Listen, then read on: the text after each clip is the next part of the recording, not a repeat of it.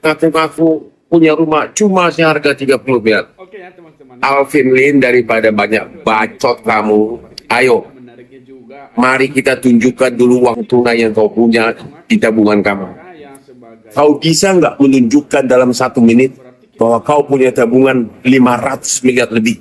ya artinya bahwa Ya. apa yang di Hotman bisa menunjukkan itu, bahwa Hotman punya tabungan lebih dari 500 miliar uang tunai dalam hitungan 1 menit. Saya yakin kau tidak punya. Walaupun ngaku-ngaku punya rumah di Amerika, tidak akan investasi di Indonesia. Tidak akan investasi di Indonesia. Halo, Koko, sadar nggak sih kamu sih? Dia ini kan awalnya yang apa namanya, yang nilik-nilik itu dia. Kalau Anda lihat dulu tuh dari awal pertama kali dia mulai berbicara ketika anak saya ngajakin Kapolri berdebat di situ.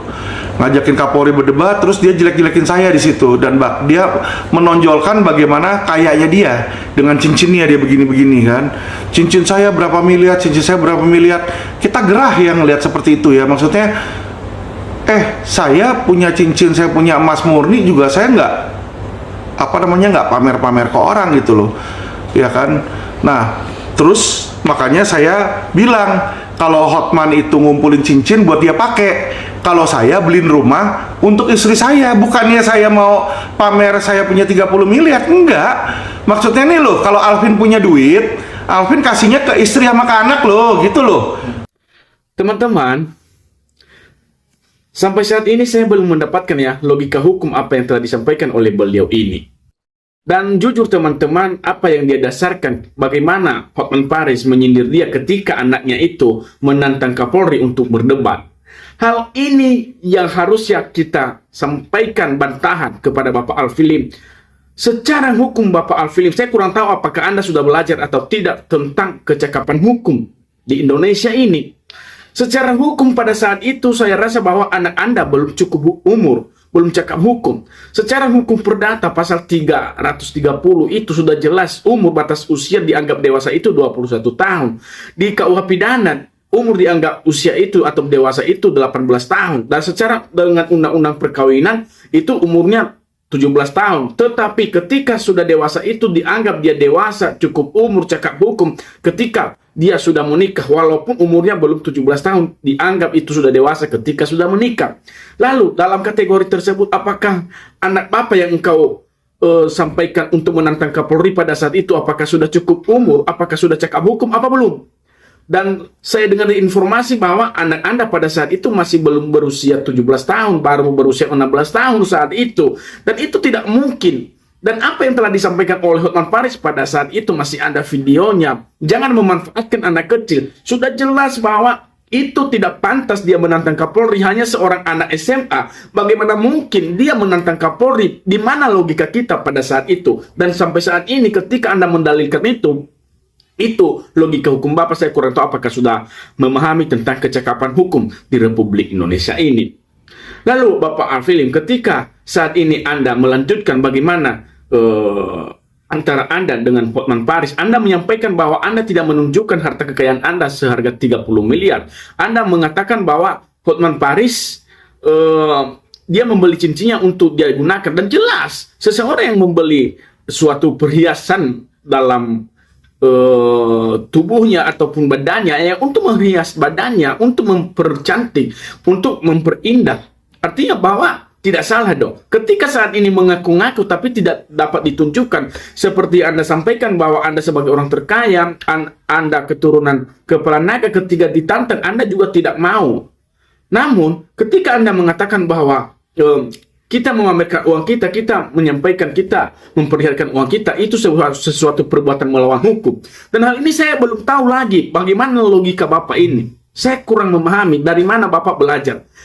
Seseorang yang menyampaikan ataupun memperlihatkan kekayaannya pun, bahkan negara akan ikut bersyukur. Kenapa? Karena pajak akan segera bergerak, akan menelusuri bahwa dari mana sumber kekayaan ini. Artinya bahwa pajak akan menelusuri apakah adakah pajak yang sudah dibayarkan ataukah ada pajak yang belum dibayarkan juga.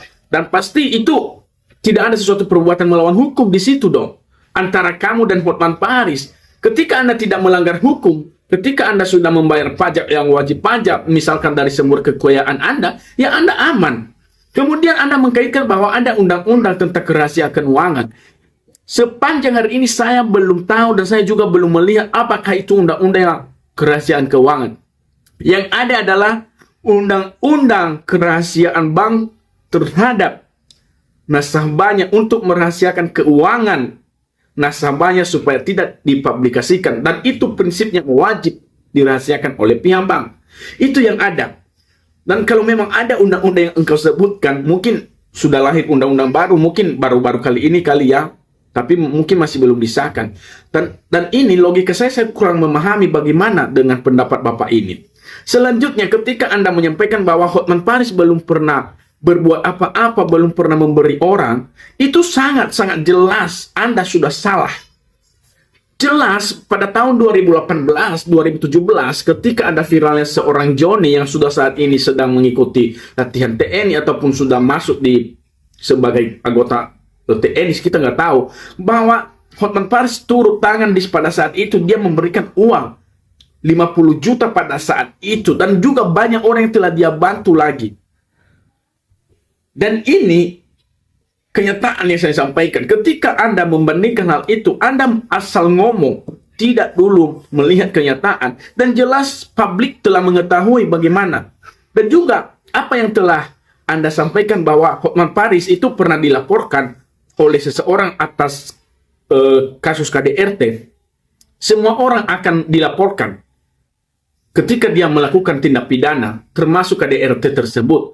Tapi kita lihat hasilnya, apakah dia sudah pernah dipidana, sudah dijadikan terdakwa? Tentu itulah hasil akhirnya. Hotman Paris sampai saat ini saya belum melihat bahwa dia pernah didakwa, dia pernah menjadi terdakwa, dia pernah dipidana. Sampai saat ini belum. Tetapi dibanding dengan Bapak Alfili, mohon maaf ini, Anda pernah dipidana pada kasus yang kemarin.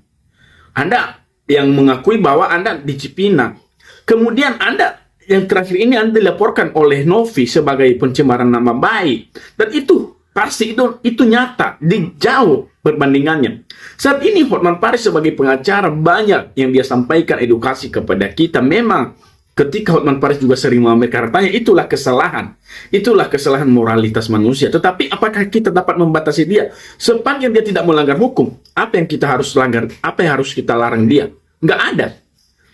Satu lagi yang saya sampaikan Bapak Alfilin, janganlah memutarbalikkan fakta. Janganlah asal menyampaikan Anda seperti ini, Anda seperti ini, tetapi ketika ada orang yang menantang Anda tidak mau.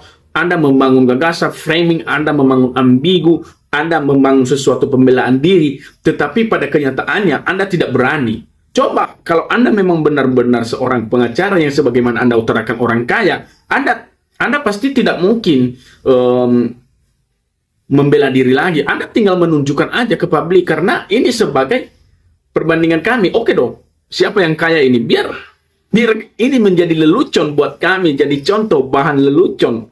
Bisa aja jadi bahan lelucon, ya kan? Jadi inilah yang harus kita sampaikan, bahwa tolonglah ketika Bapak Alfilim ini menyampaikan statement dari awal hingga juga mengakhiri ataupun memberikan klarifikasi, pelajari dulu undang-undang, pelajari dulu statement Anda, jangan asal menyebut undang-undang kalau Anda tidak tahu. Dan saya sampaikan bahwa ketika orang memperlihatkan harta kekayaannya tidak pernah menjadi suatu perbuatan melawan hukum. Siapakah yang dia rugikan di situ ketika dia memperlihatkan kekayaannya? Justru negara sangat bersyukur, berarti